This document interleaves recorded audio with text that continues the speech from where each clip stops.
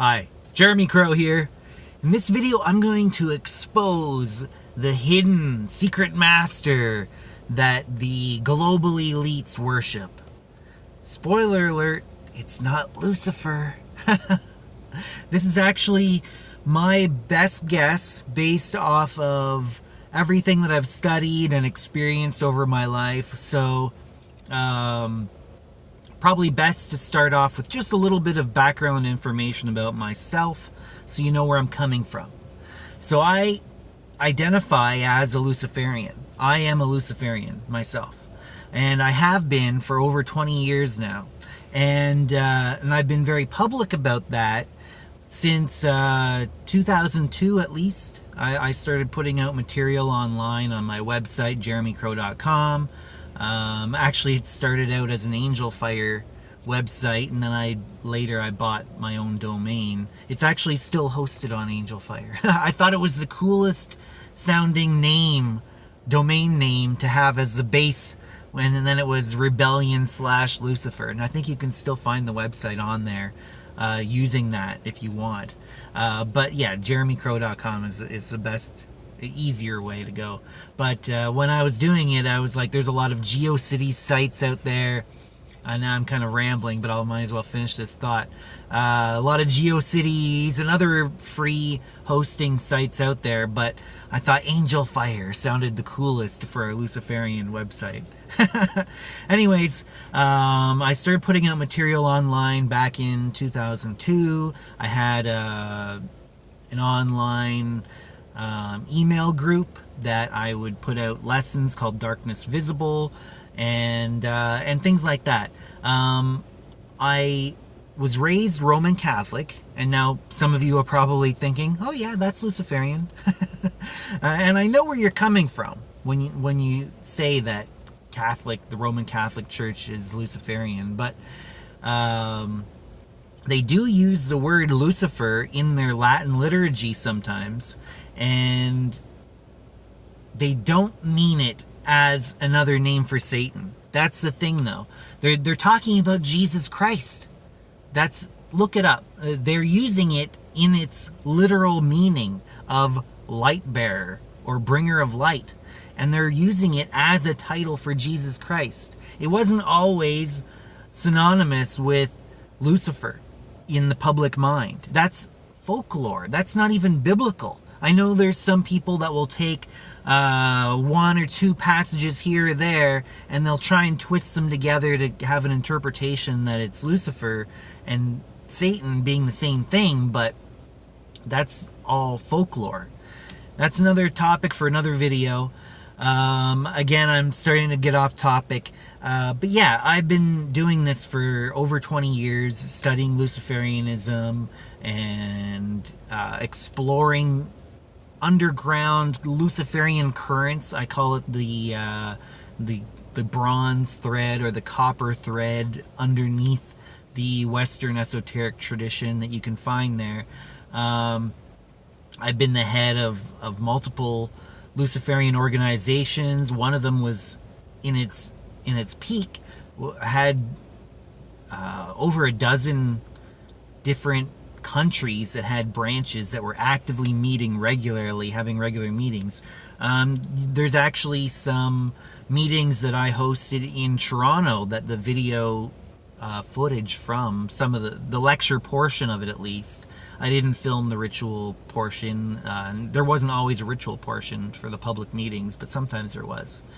But anyways, you can watch some of those lectures on here, and I've been doing this for a very long time, studying Luciferianism, and what I want to tell you is that the global elites or whatever, there's a theory out there that it's ubiquitous, actually. I'd be surprised if you've never heard of it before, but there's this persistent claim that the most powerful people on the planet, in terms of worldly power, money, political power, even religious power, things like that, these people at the top, including in show business, in reporting, news, things like that, that a lot of them, that a massive amount of these people are secretly worshiping Lucifer, and that part of their master plan, one element of it, is that they're going to try and trick the masses into also worshiping Lucifer as well. Now that's the theory that's out there. Now I don't buy it. I don't believe that, and I think that the word Lucifer is being used in an incorrect way. So, like I said, the word Lucifer is a Latin word, and it literally means bringer of light. Now, light, what is light? And then some people will be like, oh, but that's the false light of Lucifer, you know? Give me a break. Okay, light has always been a term that means knowledge and being aware and lucid. And I mean, lucid right there. It comes from the same root word. And darkness has always been a symbol of ignorance and the unknown. I think that this is universal to humanity even before formal language developed. I'm sure of it, that darkness means the unknown. Light represents knowledge. It's just a thing. Now, knowledge in itself is neutral. It just is what it is. Whether it's disturbing or not is another question, and some people can be destroyed by the truth. And so you can't say that it's good, or that there's false light or true light, you know.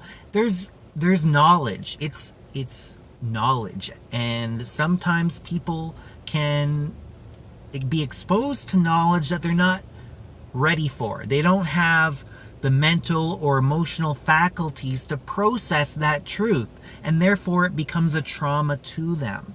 So knowledge is what it is. Sometimes it can be very disturbing, and sometimes it can be traumatic, and that can be damaging to people, but it's not false. It's still knowledge. Anyways, the other aspect of Luciferianism is you have this archetype that has kind of been built up over the ages for millennia, that at least for, you know, since back as far as we have written records, that there's this concept that the truth is very disruptive, and that there is certain knowledge that is secret or occult. That is the literal meaning of occult, is hidden. And often this is hidden for two main reasons, really. One reason being that the knowledge, like I said before, could be traumatic to people who aren't prepared to accept it. So you don't want to expose somebody to truths that would destroy them. You know, they need to be eased into it, in a sense, right? It would be very difficult for certain truths to be released without there being a very negative kind of consequence to it. So that's one reason sometimes that people justify holding back knowledge. And a lot of times it's just a justification. It's not true. A lot of times people can handle the truth. I'm just thinking of that movie, You Can't Handle the Truth. But that's a lot of the time it's a justification in order to hold back knowledge. And the real reason that people are holding back knowledge is for purposes of power. That they want to hoard knowledge that gives them an advantage. And you see this all the time. Like, for example, one really simple example would be if you're playing poker, you don't just tell people what your hand is, what cards you're holding. You don't tell them that. You're not going to tip your hand and show them your cards just for the sake of sharing knowledge. You know, that's your power, is the secret of the cards you're holding in your hand, right? When you're playing poker. The same thing happens on a much larger scale and with much larger stakes as well. So you have people that are holding back knowledge. Now, if you look at that movie by Mel Gibson called Apocalypto, he actually is trying to express some truths in it, although they take major liberties with history. I mean, really, they've taken elements from several South American cultures over the course of like about 1,000-year range, and they're like, oh yeah, this is all happening right in that one point. But there is that one scene, and that one scene, it really kind of gives me chills, where these priests and the rulers that, I mean, they're kind of, they're part of the same crew. The rulers and the priests, they are knowledgeable of the way that the stars work, the way that the stars move, and they can calculate out what's going to happen. They can predict with very decent accuracy what they're going to be seeing in any given time. They can calculate it out with their very elaborate calendars, like the Mayan calendar, for example. They were able to trace out when an eclipse was going to happen, and that's directly related to that scene in the movie where, so they're having a big ceremony and they're sacrificing humans and they're pulling their hearts out and dropping them down the steps and the step pyramid.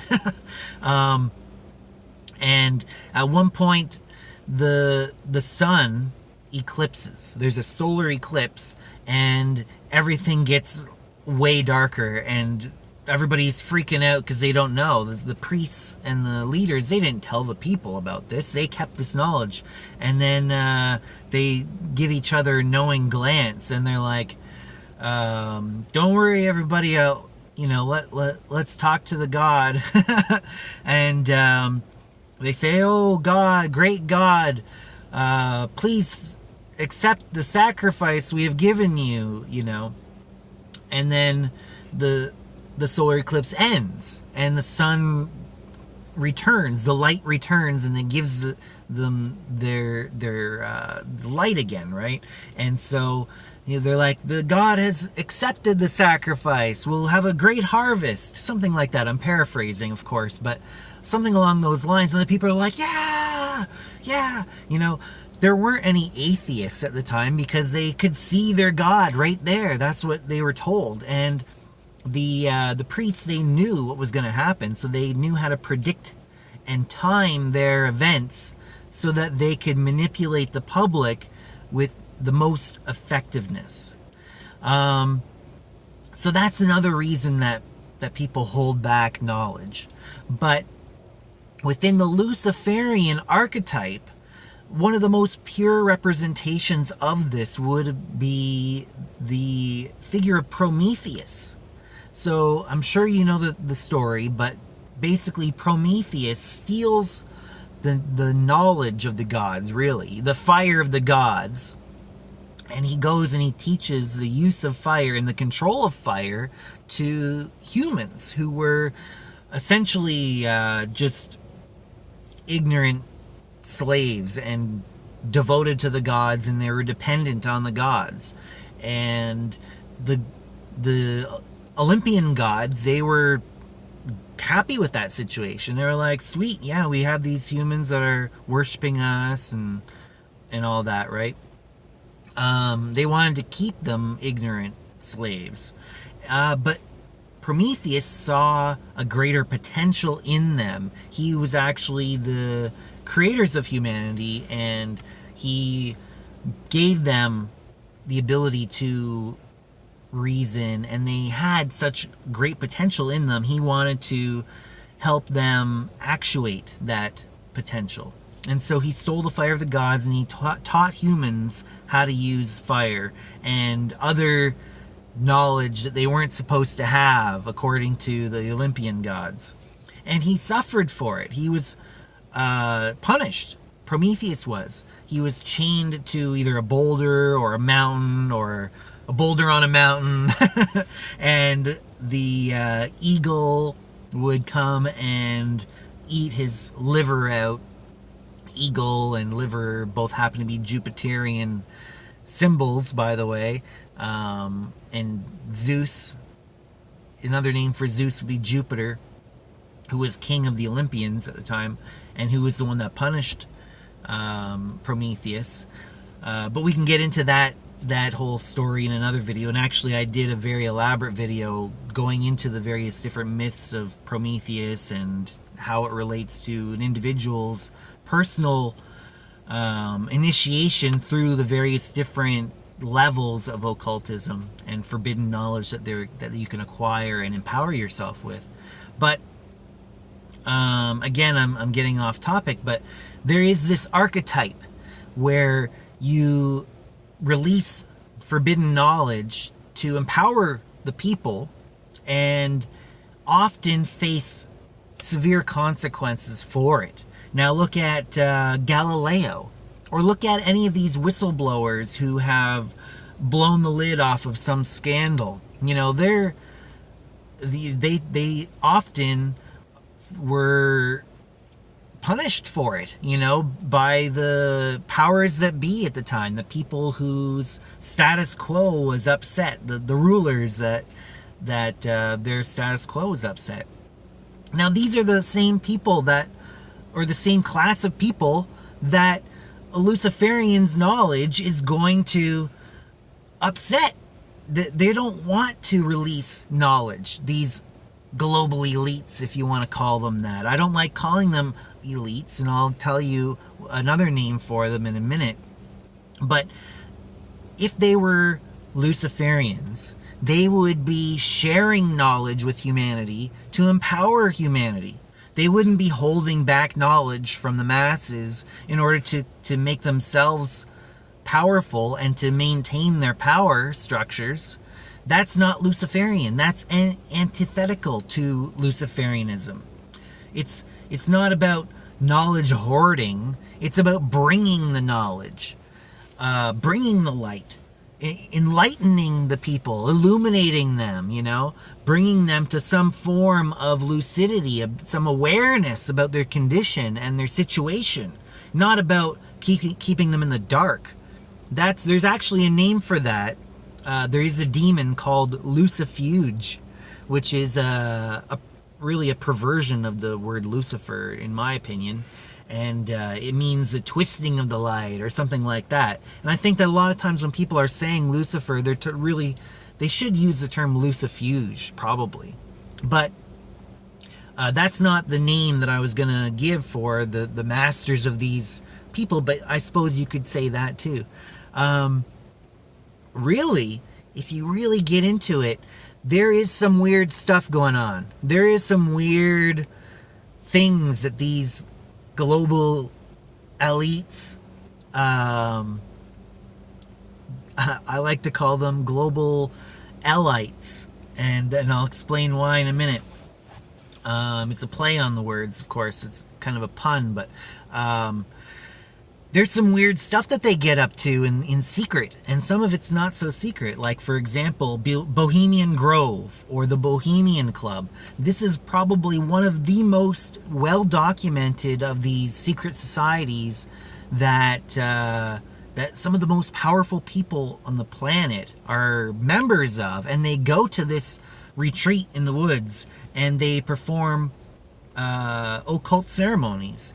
Where there's one in particular, the key ceremony in Bohemian Grove is they stand in front, or there's this giant, I think it's 40-foot tall, stone owl, and they do a ceremony called the cremation of care.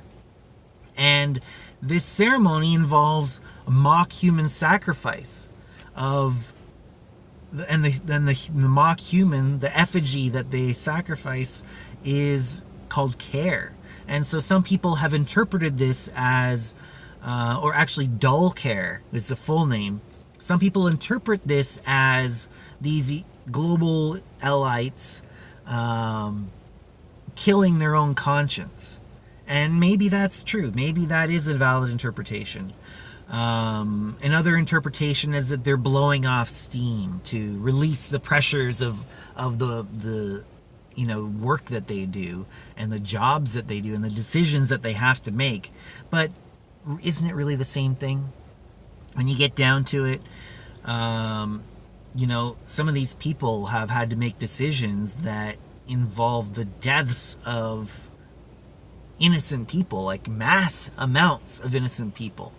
Now, just for an example, I'm Canadian, and the former Prime Minister of Canada, just before our current one, was Stephen Harper, and he is known to have gone to Bohemian Grove. I don't know if he attended the cremation of care, but there was an email sent from Colin Powell from the United States. He was in the government of the United States, and I don't remember his title. I'm not American. I don't keep up on the minutia of American politics, although we do hear a lot of it here in Canada. But Colin Powell, he sent an email to one of our politicians, and he goes, "Hey, guess who I was talking to at Bohemian Grove? Stephen Harper. We were sitting next to each other at Bohemian Grove, and we had quite the conversation." And the politician that he sent the email to confirmed that it was a real email communication that he received from Colin Powell. So he was like, "Yeah, Colin Powell, this was an email I got from Colin Powell saying that he met Stephen Harper at Bohemian Grove." And so that's verified, and it was actually covered in a very small little sidebar, little mini article in a newspaper one time, a Canadian newspaper, and you can look it up online, I think, still. But there was just very small little thing saying, "Oh, what's Stephen Harper up to at Bohemian Grove?" So there is some weird stuff that they do. And that's just one. That's just one that we know a lot about. There's other groups that a lot of very powerful people are involved in, and one of them is the a Yale fraternity, I think it is, called Skull and Bones, is notorious, right? That's another one that we know a decent amount about, and they have rituals, and they have like a skull, which is supposed to be the skull of Geronimo, I believe, which is interesting because it ties back to like the Knights Templar and Baphomet. And I pronounce it Baphomet because I'm Canadian, and I think that the French pronunciation makes the most sense. But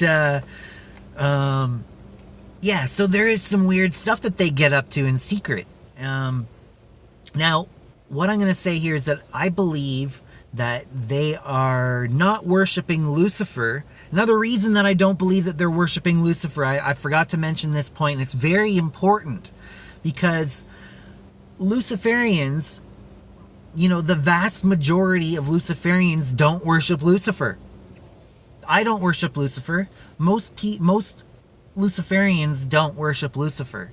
And it's not something, I know there's probably going to be a ton of people that disagree with this, but Lucifer doesn't want followers who worship him.